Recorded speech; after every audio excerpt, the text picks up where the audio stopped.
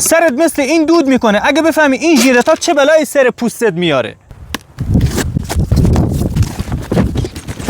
به جای اون ژیلت ها از این ماشین برقی دائمیه استفاده کنید. مخصوص موهای بدن، یه عمر براتون کار میده. فقط بیا تستشو ببین. فرق نمیکنه آقا باشی یا خانم، برای هر نوع پوستی مناسبه. فقط با یه بار کشیدن بدون اینکه ویدیو رو سریع کنم، از بالا به پایین کاملا صفر اصلاح میکنه. دقت کنید، انقدر دور موتورش بالا و انقدر سریع کل موهای بدن رو بدون حساسیت عین تیغ و ژیلت اصلاح میکنه. دور موتورش انقدر بالاست بدون هیچ حساسیتی، کاملا شش تیغ اصلاح رو برامون انجام میده. کاملا ضد آب و زیر دوشی. روشن میکنم میندازمش داخل آب. هر چقدر زیر آب و زیر دوش ازش استفاده کنید هیچ مشکلی نداره. حتی راحت‌ترم با کف و به صورت تر اصلاح رو براتون انجام میده. این ماشین اصلاح 3 تا کله داره. 2 تاش که شبیه هم هستن برای صورت و بدن، نقاط حساس پایین تنه و کل بدن. یکیش مخصوص شش تیغ کردن موهای یک روزه صورت.